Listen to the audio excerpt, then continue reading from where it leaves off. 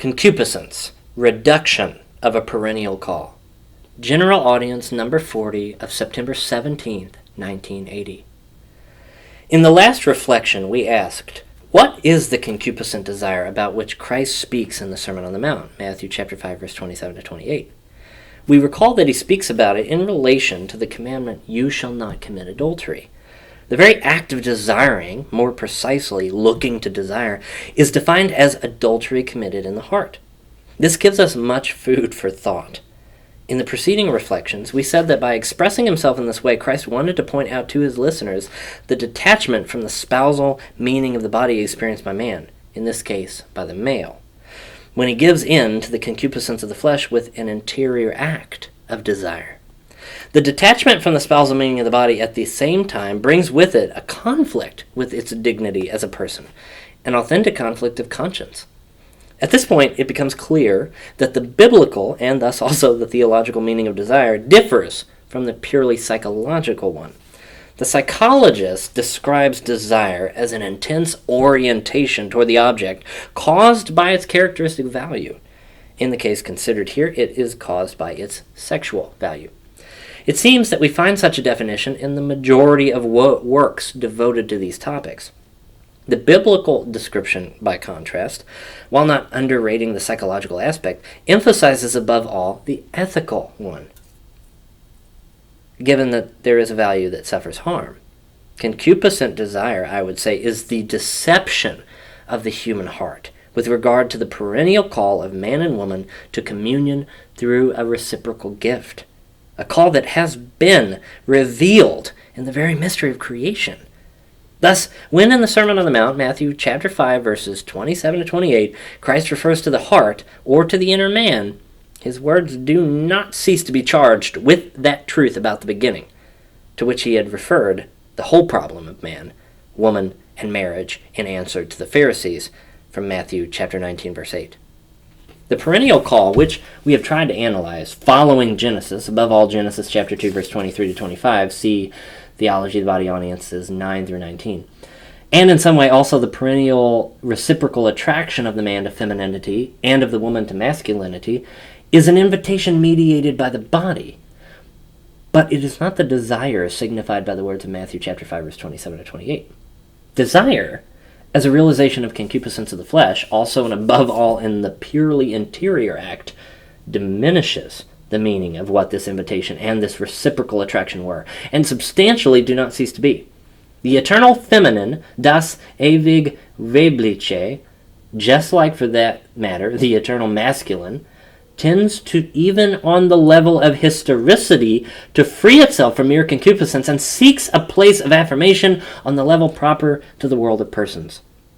The original shame about which Genesis chapter 3 speaks testifies to this fact.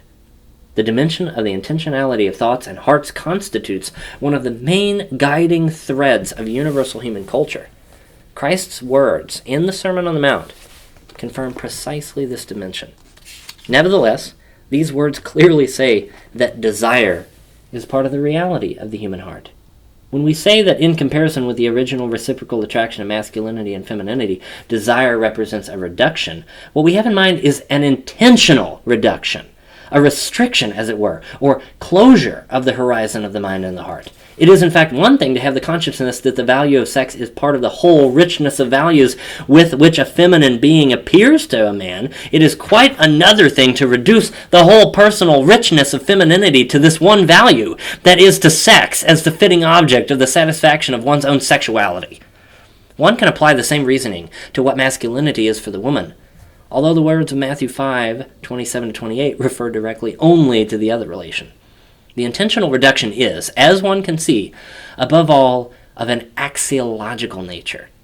On the one hand, the eternal attraction of the man toward femininity, see Genesis chapter 2, verse 23, frees in him, or perhaps it ought to free, a wide range of spiritual carnal desires that are above all personal and of communion in their nature. See the analysis of the beginning, with a proportional hierarchy of values that corresponds to these desires. On the other hand, lustful desire limits this range and obscures the hierarchy of values characteristic of the perennial attraction of masculinity and femininity. Lustful desire has the effect that in the interior, in the heart, in the man and woman's interior horizon, the meaning of the body proper to the person itself is obscured. In this way, femininity ceases to be, above all, a subject for masculinity. It ceases to be a specific language of the spirit. It loses its character as a sign. It ceases, I would say, to bear on itself the stupendous spousal meaning of the body. It ceases to be located in the context of the consciousness and experience of this meaning. The desire born precisely from concupiscence of the flesh, from the first moment of its existence in the man's interior, of its existence in his heart, bypasses this context in some way.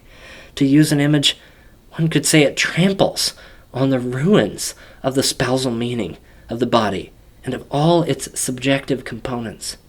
And in virtue of its own axiological intentionality, it aims directly toward one and only one end as its precise object: to satisfy only the body's sexual urge.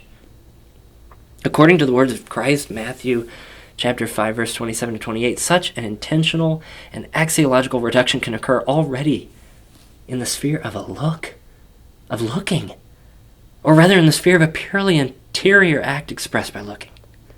A look, or rather looking, is in itself a cognitive act. When concupiscence enters into its inner structure, the look takes on the character of concupiscent knowledge. The biblical expression look to desire can refer either to a cognitive act that the man makes use of in desiring, thus giving it the character proper to a desire stretched out toward an object, or to a cognitive act that arouses desire in the other subject, and above all in his will and in his heart. As one can see, it is possible to give an intentional interpretation of an interior act when one has the one or the other pole of man's psychology in mind. Knowledge or desire understood as appetitus. Appetitus is something broader than desire because it indicates everything that manifests itself in the subject as aspiration. And as such, it is always oriented toward an end, that is, toward an object, none under the aspect of value. Yet, an adequate interpretation of the words of Matthew chapter 5, verses 27 to 28 requires that through the intentionality proper to knowledge or appetitus, we notice something more, namely the intentionality of man's very existence in relation to another. In our case, of the man in relation to the woman, and of the woman in relation to the man. We should return to this topic. See TOB Audience number 41. In concluding today's reflection, one should add that in this desire, in looking to desire as discussed in the Sermon on the Mount, the woman ceases to exist as a subject of the eternal attraction and begins to be only an object of carnal concupiscence for the man who looks in this way. The deep inner detachment from the spousal meaning of the body about which we spoke already in the preceding reflections is part of this change.